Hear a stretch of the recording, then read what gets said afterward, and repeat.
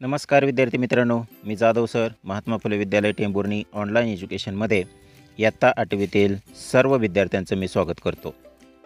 विद्यार्थी मित्रांनो, आज आपण इयत्ता 8वी इंग्रजी पुस्तकातील जी पहिली कविता आहे 1.1 बी द बेस्ट ही कविता अभ्यासणार आहोत. या कवितेचं एक्सप्लेनेशन करणार आहोत. विद्यार्थी मित्रांनो, या कवितेमध्ये एकूण 4 स्टांजा दिलेले आहेत. प्रत्येक स्टांजाचा आपण स्टांजा वाईज एक्सप्लेनेशन करणार आहोत. तर या ठिकाणी तुम्ही पाहू शकता, सुरुवातीला आपण 2 स्टांजाचं एक्सप्लेनेशन करणार आहोत. या 2 स्टांजामध्ये जे डिफिकल्ट वर्ड्स आहेत हे डिफिकल्ट वर्ड्स सुरुवातीला पाहूया. फर्स्ट वर्ड पाईन. पाईन म्हणजे काय, तर देवदार वृक्ष जे उंच टेकड्यांवरती, डोंगरावरती, पर्वतावरती आपल्याला पाहायला मिळतात. Next word scrub. इंग्लिशमध्ये ग्लॉसरीमध्ये अर्थ दिलेला आहे an area covered with small low plants, म्हणजेच खुरटी झाडे, झुडपे इत्यादीने आच्छादलेला प्रदेश. Next word reel. A stream. Reel म्हणजे काय, अ स्ट्रीम. स्ट्रीम मीन्स मराठीमध्ये प्रवाह किंवा ओढा.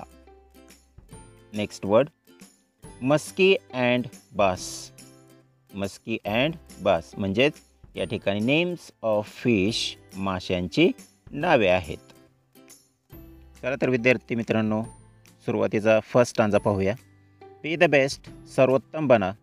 If you can't be a pine on the top of the hill, be a scrub in the valley, but B the best little scrub by the side of the reel, B a Bush if you can't be a tree.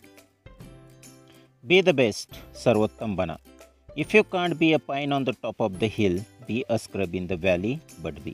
कवी या ठिकाणी म्हणतो if you can't be a pine on the top of the hill. If म्हणजे जर, you can't बी बनू शकत नसाल, a pine on the top of the hill म्हणजेच उंच टेकडीवरील, डोंगरावरील किंवा पर्वतावरील जे देवदार वृक्ष असते ते तुम्ही बनू शकत नसाल, तर दऱ्यांमध्ये असणार जे झुडूप असतं ते बना, पण बना, असं कवी आपल्याला या ठिकाणी म्हणतो. The best little scrub by the side of the reel, B a Bush if you can't be a tree. कवी म्हणतो जे ओढा असतो, प्रवाह असतो, त्या प्रवाहाच्या कडेने चांगल्या पद्धतीचं स्क्रब बना. बी a Bush if you can't be a tree. जर तुम्ही झाड बनू शकत नसाल तर झुडूप बना, असे या ठिकाणी कवी आपल्याला सांगतो आहे. म्हणजे कवीला या स्टांजामधून काय म्हणायचं आहे की जेवढं महत्त्व हे झाडाला असतं तेवढंच महत्त्व हे झुडपाला देखील असतं. म्हणजे साईजवरून या ठिकाणी तो श्रेष्ठ किंवा तो कनिष्ठ हे ठरत नाही, तर या ठिकाणी त्याच्या असण्यावरून, त्याच्या कामावरून या ठिकाणी त्याचं त्या ठिकाणी महत्त्व ठरत असतं. Next stanza.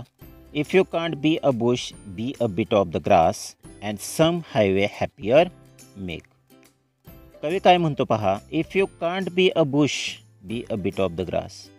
जर तुम्ही बुश बनू शकत नसाल, म्हणजे झुडूप बनू शकत नसाल, तर bit of the grass, be a bit of the grass म्हणजे गवताचा लहानसा तुकडा बना किंवा गवत बना.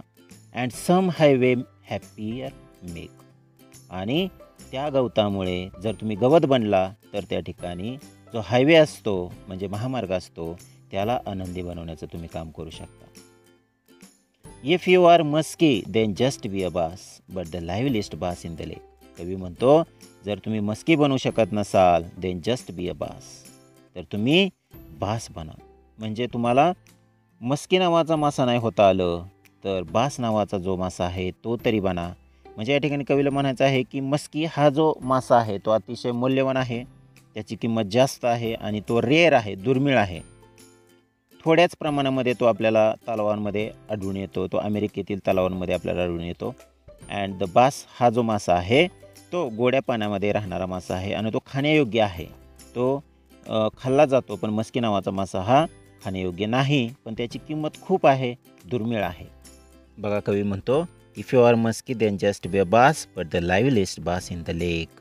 आणि या ठिकाणी कवी म्हणतोय की चांगल्या पद्धतीचा बास बनण्याचा प्रयत्न करा. गोड्या पाण्यातील जो चांगल्या पद्धतीचा बास असतो, तो मासा असतो, तो मासा बनण्याचा प्रयत्न करा, असं या ठिकाणी कवी आपल्याला सांगतो आहे.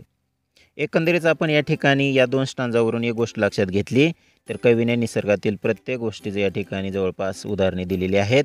या उदाहरणावरून आपल्या लक्षात येते की जेवढं महत्त्व हे देवदार वृक्षाला आहे तेवढंच महत्त्व हे स्क्रबला आहे, म्हणजे खुरट्या झाडांना देखील आहे.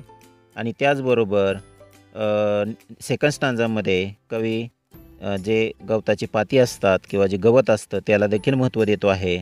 त्याचबरोबर मस्की माशाला जेवढं महत्त्व आहे तेवढं बास माशाला देखील महत्त्व आहे, असं या ठिकाणी आपल्याला या स्टांजांमधून लक्षात येते. बघा नेक्स्ट रिमेनिंग 2 स्टांजाज पाहूया विद्यार्थी मित्रांनो. तर या 2 स्टांजामधील जे डिफिकल्ट वर्ड्स आहेत त्यांचे अर्थ या ठिकाणी दिलेले आहेत ते पाहूया आपण. क्रू या शब्दाचा अर्थ होतो sellers who work on a ship, म्हणजे जहाजेवरील जे काम करणारे व्यक्ती असतात त्यामध्ये जो कॅप्टन असतो तो अधिकारी असणारा जो कॅप्टन आहे तो सोडून इतर सर्व खलाशांना क्रू असं म्हटलं जातं. नेक्स्ट वर्ड लेसर, दुसऱ्यापेक्षा कमी दर्जाचे किंवा कमी महत्त्वाचे. लेसरला या ठिकाणी अर्थ आहे दुसऱ्यापेक्षा कमी दर्जाचे किंवा कमी महत्त्वाचे. And the last word trail, एक अरुंद रस्ता किंवा पायवाट. बघा इंग्लिशमध्ये अर्थ दिलेला आहे अ नॅरो पाथ. ट्रेल म्हणजे काय? अ नॅरो पाथ म्हणजेच एक अरुंद रस्ता किंवा पायवाट. जंगलामधून जात असताना आपल्याला पायवाटेनेच प्रवास करावा हा लागत असतो. ठीक आहे, त्यालाच आपण पायवाट म्हणतो किंवा इतर ठिकाणी आपण पायवाट पाहिलेली असेल. Third stanza, we can't all be captains, we have got to be crew. There's something for all of us here. There's big work to do and there's lesser to do and the task you must do is the near. कवी या स्टांजामध्ये काय म्हणतोय पहा, we can't all be captains, आपण सर्व captain बनू शकत नाही किंवा आपण सर्व कॅप्टन बनू शकत नसेल. We have got to be a crew, तर आपण क्रू तरी बनू शकतो. म्हणजेच जे जहाजावरील इतर अधिकारी वर्ग सोडून कॅप्टन सोडून जे इतर खलाशी वर्ग असतात तो खलाशी तरी बनू शकतो. There something for all of us here, म्हणजे या जगामध्ये आपल्याला करण्यासारखं खूप काही आहे. There's big work to do, खूप मोठी कामे आहेत. And there's lesser to do, आणि कमी महत्त्वाची कामे देखील आहेत असे कवी आपल्या ठिकाणी सांगतो आहे. And the task you must do is the near, आणि जे काय आपल्यासमोर असणारं काम आहे ते आपण केलं पाहिजे असं या ठिकाणी कवी आपल्याला सांगत आहे. म्हणजे भले ते काम मोठे असेल किंवा छोटे असेल ते काम आपण केलं पाहिजे. पण कसं केलं पाहिजे? तर बेस्ट, चांगल्या पद्धतीने आपण ते काम केलं पाहिजे असं या ठिकाणी कवी आपल्याला म्हणतो आहे. म्हणजे या स्टांजावरून एक गोष्ट लक्षात घ्या, कुठलंही काम हे मोठं किंवा छोटं नसतं, काम हे काम असतं असं या ठिकाणी कवी आपल्याला सांगतो आहे. म्हणजे थोडक्यात काय, जर कॅप्टन आपल्याला होता येत नसेल तर आपण अधिकारी वर्ग सोडून जो क्रू मेंबर जो असतो तो तरी आपण बनू शकतो असं या ठिकाणी कवीला सांगायचं आहे. If you can't be a highway then just be a trail. If you can't be the sun be a star. It isn't by size that you win or you fail. Be the best of whatever you are. Third stanza बघा, if you can't be a highway then just be a trail. कवी म्हणतो जर तुम्हाला महामार्ग होता येत नसेल तर तुम्ही ट्रेल व्हा. ट्रेल पायवाट. म्हणजे कवीला या ठिकाणी म्हणायचं आहे की जेवढं महत्त्व हे महामार्गाला आहे तेवढंच महत्त्व हे पायवाटेला देखील आहे. म्हणजे आपण महामार्गाने प्रवास करू शकतो, पण जर आपल्याला जंगलामधून प्रवास करायचा असेल तर आपल्याला पायवाटेचाच वापर करावा लागतो. म्हणजे त्या ठिकाणी पायवाटेला तेवढंच महत्त्व आहे. If you can't be the sun be a star. बघा, if you can't be the sun be a star, जर तुम्ही सूर्य बनू शकत नसाल तर तारा बना. म्हणजे कवीला या ठिकाणी म्हणायचं आहे की जेवढं महत्त्व हे सूर्याला आहे तेवढंच महत्त्व हे ताऱ्याला देखील आहे. कारण तारा असतो किंवा चांदणे असते ते रात्री आकाशाला एक शोभा वाढवण्याचं काम करत असतात किंवा सौंदर्य प्राप्त करून देण्याचं काम करत असतात. It isn't by size that you win or you fail. Be the best of whatever you are. कवी शेवटी काय म्हणतोय पहा, it isn't by size that you win or you fail. म्हणजे कुठलंही यश किंवा अपयश हे आकारावरून ठरत नसतं, तर ते ठरत कशावरून असतं, तर जे काही तुम्ही असाल, ज्यामध्ये तुम्ही सर्वोत्तम काम करत असाल, सर्वोत्तम बनण्याचा प्रयत्न करत असाल, त्यावरून त्या ठिकाणी यश अपयश हे ठरत असतं. आकारावरून यश अपयश हे ठरत नसतं असं या ठिकाणी कवी आपल्याला सांगतो आहे.